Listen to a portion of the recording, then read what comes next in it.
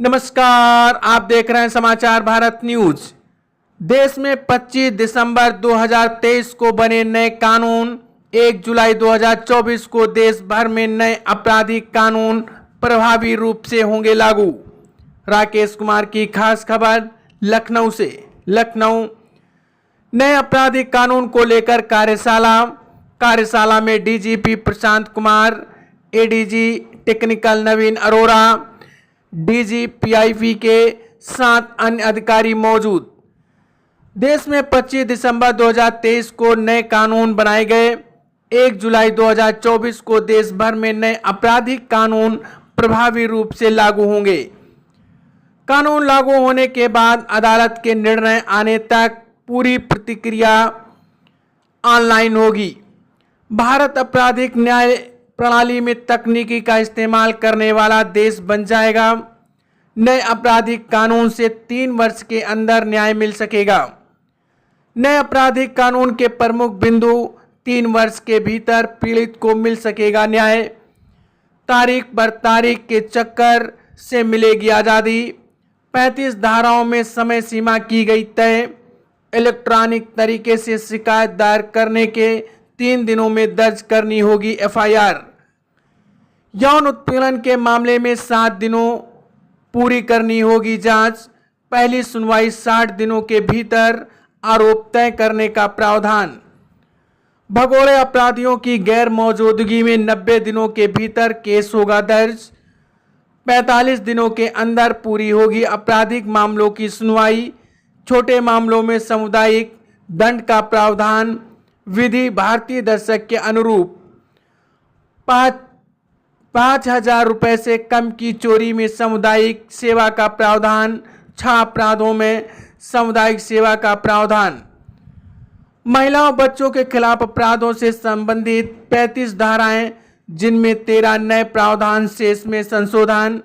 सामूहिक बलात्कार 20 साल तक कारागार या आजीवन सजा। नाबालिग के सामूहिक बलात्कार में होगी आजीवन सजा या मौत की सजा। यौन संबंध के लिए झूठ बोलकर संबंध बनाना होगा अपराध। पीड़िता का बयान महिला अधिकारी की उपस्थिति में होगा। भगोड़े अपराधी को 10 साल की होगी सजा। भगोड़े अपराधियों की संपत्ति जब्त करने के लिए मिलकर कदम उठाए जाएंगे। भगोड़े अपराधी की गैर मौजूदगी में अदालत में चलेगा मुकदमा। भारत के 7 अन्य देशों में जब्त होगी अपराधी की संपत्ति। अगले 50 सालों में हर संभव तकनीकी बदलाव होंगे। पुलिस कार्रवाई व अदालती कार्रवाई का होगा computerisation. E record 0 FIR, e FIR chargesheet digital होगी। 7 साल या उससे अधिक सजा के मामलों में फोरेंसिक जांच अनिवार्य। जांच में होगा गवाही दर्ज करना अनिवार्य। पुलिस कार्रवाई की पूरी प्रक्रिया की होगी वीडियोग्राफी। बलात्कार पीड़िता ई बयान का होगा प्रावधान। अदालत में ऑडियो वीडियो पेश करने का प्रावधान। गवाह अभियुक्त विशेषज्ञ पीड़ित अदालत में वर्चुअल पेश हो सकते हैं। राज्य व जिला दोनों जगहों पर अभियोजन निदेशक का प्रावधान। जिला स्तर पर अभियोजन निदेशक के 3 श्रेणियां होंगी। अभियोजन निदेशक, अभियोजन उपनिदेशक, अभियोजन सहायक। सहायक निदेशक 7 वर्ष के कम सजा वाले मामलों में काम करेंगे। पूरे देश में एक समान न्याय प्रणाली की व्यवस्था। अब 4 प्रकार के न्यायिक अधिकारी होंगे। द्वितीय श्रेणी मजिस्ट्रेट, प्रथम श्रेणी मजिस्ट्रेट, सत्र न्यायाधीश, कार्यकारी मजिस्ट्रेट। बहस पूरी होने के 30 दिनों के अंदर होंगे फैसले। मॉब लिंचिंग के मामलों में होगी 7 वर्ष की सजा। मॉब लिंचिंग में अगर कोई विकलांग हो जाता है तो आजीवन कारावास भी हो सकता है। संगठित अपराध पर होगा न्याय प्रावधान। अंतर्राज्यीय गिरोह पर अंकुश लगाना। आतंकी संपर्क वाले गिरोह पर अंकुश लगाना। वित्तीय धोखाधड़ी, जालसाजी, नकली मुद्रा, नकली नोट, सरकारी अपराधों को अपराध में चिन्हित किया जाएगा। अब पीड़ित कहीं भी एफआईआर दर्ज करा सकेगा। भी संबंधित जगह से फ्री में एफआईआर कॉपी उपलब्ध कराई जाएगी। 90 दिनों के अंदर एफआईआर की प्रगति बताई जाएगी। 3 वर्ष से कम सजा वाला व 60 वर्ष से ऊपर उम्र वाले लोगों को मजिस्ट्रेट के सामने पेश करने से पहले लेनी होगी अनुमति। गिरफ्तार व्यक्ति को 24 घंटे के भीतर मजिस्ट्रेट के सामने पेश करना होगा। ब्रिटिश काल के राजद्रोह के कानून को किया गया समाप्त। राष्ट्र विरोधी गतिविधियों पर होगी सख्त सजा। आतंकी कृत्यों के लिए आजीवन कारावास व मृत्युदंड की मिलेगी सजा। इलेक्ट्रॉनिक डिजिटल साक्ष्य जब साक्ष्य के रूप में माने जाएंगे। कानूनी प्रक्रिया अब संविधान की 8वीं अनुसूची में सूचीबद्ध सभी भाषाओं में प्रकाशित की जाएगी। छोटे और कम गंभीर मामलों के लिए समरी ट्रायल होगा।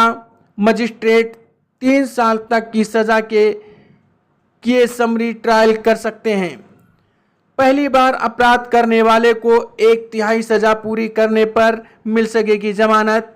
गवाहों की सुरक्षा के किए गवाह संरक्षण योजना होगी लागू। जैसा कि आपको बताया कि दंड के रूप में अब सामुदायिक सेवा, कम्युनिटी सर्विस, उसको भी शामिल किया गया है, जो कि हमारे यहाँ पहली बार ऐसा हुआ है। जो छोटे अपराध होंगे, जो बहुत माइन्यूट से छोटे छोटे अपराध होते हैं, उनको बहुत लंबा प्रक्रियाओं में, जटिलताओं में उलझाने के बजाय उसमें मैजिस्ट्रेट्स को पावर होगी, जजेस को एंड वो हमारे जहन, शरीर, मन सब में बैठा हुआ है। मूवीज तक 420 पिक्चर, हम अगर चोरी की धारा आती है तो 379, अगर आपकी हत्या की धारा आती है तो 302। तो मेरा ये कहना है कि ये एक बहुत बड़ी चुनौती, प्रशिक्षण हमारे लिए अंडर द ट्रेनिंग डायरेक्टरेट ये सबसे बड़ी चुनौती थी कि हम अनलर्न कैसे करें। लर्न कराना आसान होता है, किसी को नई चीज सिखाना फिर भी कठिन नहीं होता है, पर किसी को उसको अनलर्न करना और उसको फिर सिखाना, I think that is a big challenge. और वो भी उन लोगों के साथ जिनकी आयु इस उम्र में हो जाती है, जहां वो नई चीज नहीं सीखना चाहते, अनलर्न करना तो बहुत ही कठिन था।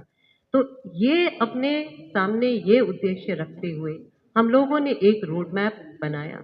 ये डीजी महोदय के अंडर हिम, आपके यहाँ प्रोसिक्यूशन के हमारे साथी बैठे हैं, technical and of course training wing, we all have worked very hard right from the time this law was passed in the parliament.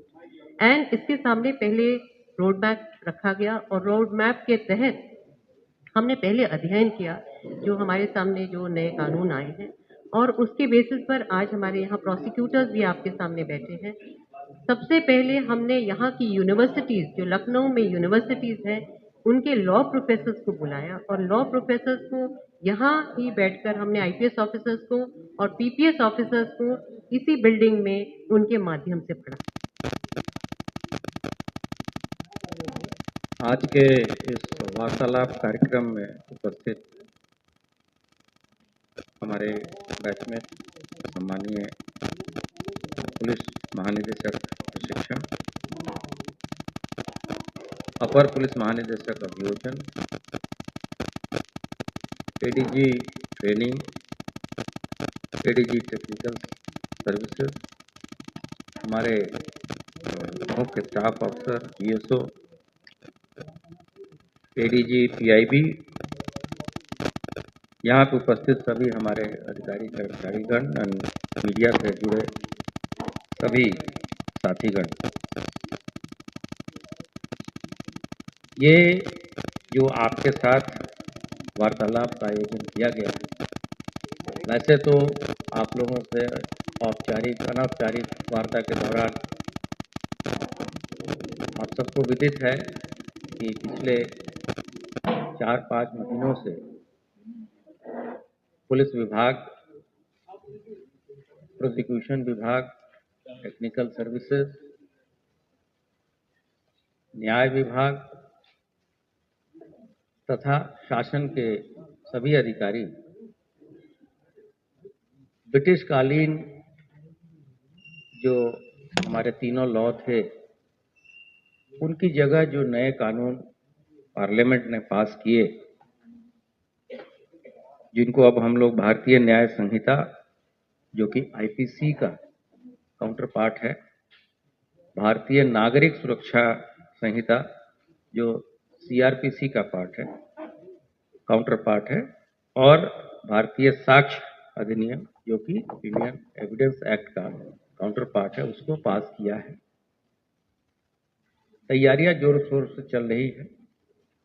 जो इसकी मूल भावना नए कानूनों को पास करने में थी, इसके बारे में हमारे जो लेजिस्लेचर्स हैं, उन्होंने दोनों सदनों में इस पर व्यापक चर्चा की, और जो सबसे मूल भावना ये है